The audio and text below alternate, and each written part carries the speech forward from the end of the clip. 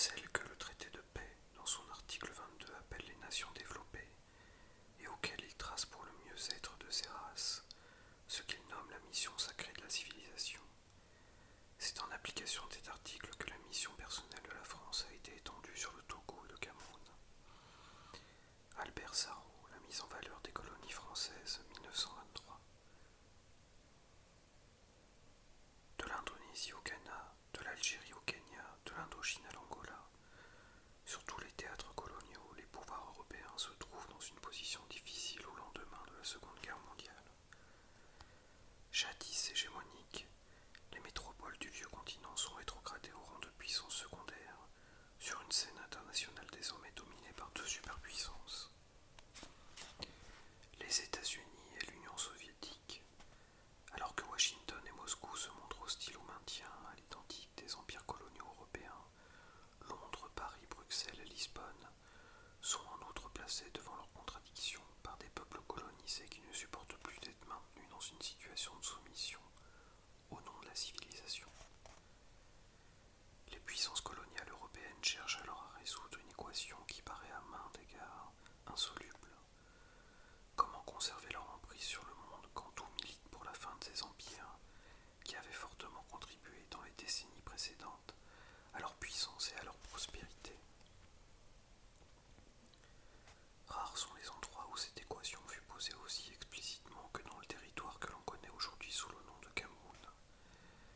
Ayant plusieurs fois changé de nom, de maître, de capitale et de frontière depuis la conférence de Berlin de 1888, 1884, 1885, ce territoire n'est pas, en 1945, une colonie comme les autres.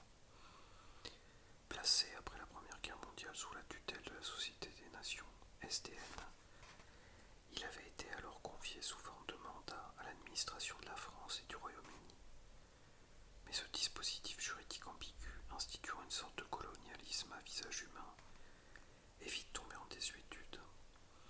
Alors que la SDN vole en éclats dans les années 30, les territoires du Levant placés sous mandat français et britannique actuels, Irak, Liban, Syrie, Palestine, Jordanie, accèdent tour à tour à l'indépendance. Quand les empires coloniaux se craquellent en Asie ou au Moyen-Orient à la fin des années 40, les mandats de la France en Afrique, le Togo et le Cameroun apparaissent aux yeux des dirigeants français comme de dangereuses fissures. Stratégiquement situés au cœur de l'Afrique centrale et agités au sortir de la guerre par des mouvements populaires particulièrement revendicatifs, le Cameroun est l'objet d'une attention scrupuleuse à Paris. Si le vent de la décolonisation s'engouffre dans la brèche, c'est tout l'édifice colonial qui risque de s'écrouler.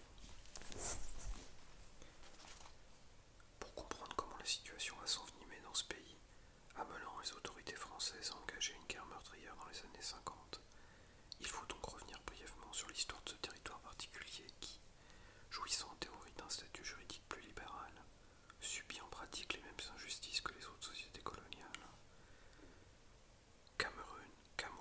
Camerouns, un problème de souveraineté. Après la signature par les puissances européennes du traité de Berlin 1885, édictant les règles du fameux partage de l'Afrique, les Allemands s'imposent sur la côte occidentale du territoire, qu'ils appellent Cameroun, traduction du mot Camaroès, que les explorateurs portugais avaient utilisé pour baptiser l'estuaire du Wouri, riche en crevettes. Ayant fait signer en 1884 au roi Douala un traité de protectorat léonin, les Allemands étendent progressivement leur influence dans l'Hinterland, atteignant le lac Tchad au nord en 1894. Le territoire s'agrandit encore à la faveur du coup d'Agadir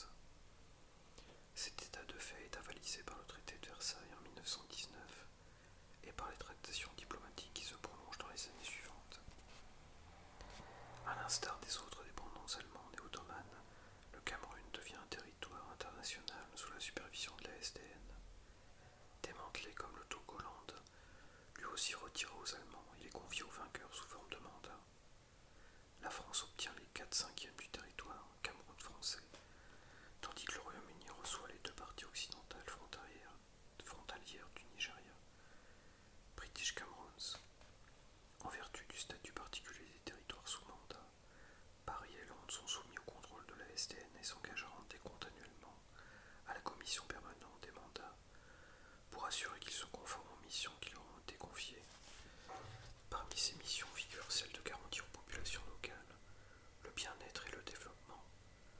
Le nouveau statut de Cameroun est le fruit d'un double compromis, franco-britannique sur les nouvelles frontières du territoire, euro-américain sur le statut juridique des entités territoriales ainsi constituées. Alors que les Européens auraient volontiers annexé les dépendances des pays vaincus, ils doivent composer avec les Américains, qui ont joué un rôle décisif dans la rôle des forces alliées. C'est le président américain Woodrow Wilson qui a imposé cette formule mandataire. Compromis conçu comme temporaire, cette formule est particulièrement ambiguë. Elle permet d'un côté aux puissances européennes d'étendre leur influence coloniale tout en les incitant de l'autre à respecter les droits fondamentaux des peuples placés sous leur administration. Ne reconnaissant pas explicitement la souveraineté de Londres et de Paris sur leurs Cameroun respectifs, le statut mandataire laisse en suspens cette question cruciale. Qui au juste est souverain dans l'ex-Cameroun allemand? La Société des Nations, les puissances mandataires ou les habitants du territoire? Le dispositif juridique par lequel la SDN délègue, au nom des populations locales, l'administration de leur territoire à des puissances coloniales ne fait en réalité que souligner les paradoxes, les ambiguïtés et l'hypocrisie du système colonial tout entier. Un système intrinsèquement raciste qui se prétend pourtant humaniste. Les faux semblants d'une colonisation humaniste. Contraignant sur le papier, le système mandataire n'empêche pas en pratique les Français et les Britanniques d'administrer leur Cameroun avec les mêmes méthodes que leurs autres possessions africaines. Comme à l'époque allemande, sous prétexte de mettre en valeur le territoire, le travail forcé fait des ravages sur les chantiers initiés par l'administration française et sur les plantations des colons. Des taxes de toutes sortes sur les habitations, les tam-tams, les bicyclettes, les chiens, accablent des populations qui n'ont pourtant qu'un accès limité à l'économie monétaire. Et le racisme le plus violent écrase les indigènes, qui, tenus de courber les chines devant les blancs, doivent en outre se soumettre aux aberrantes classifications, hiérarchisant les races, tribus ethniques qui peuplent la région. Bassa, Bamileke, Boulou, Djem, Béné, Pygmée, etc. Certes, quelques âmes charitables se scandalisent ponctuellement des excès les plus flagrants, mais personne ne semble s'émouvoir du sort réservé aux Africains pendant l'entre-deux-guerres. À Genève, les responsables français se justifient même crânement devant la commission des mandats. Élever les indigènes jusqu'à la civilisation, explique-t-il, exige bien quelques efforts et sacrifices. Les indigènes ne doivent-ils pas eux-mêmes se guérir de leur paresse naturelle et se défaire de leur sauvagerie millénaire?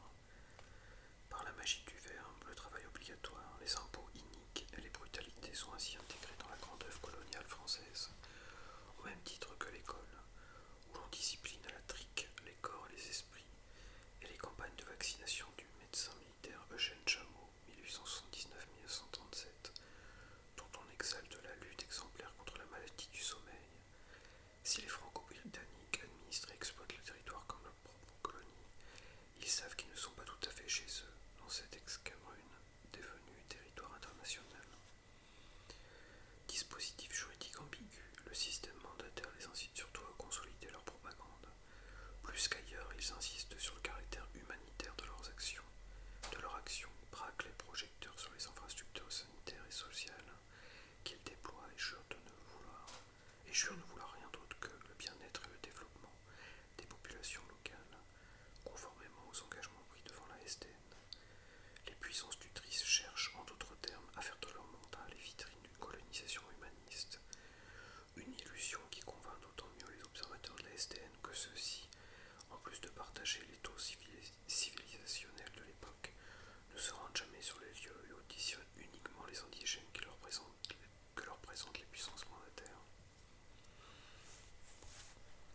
Le double langage est donc poussé à un point inédit et parfois paradoxal.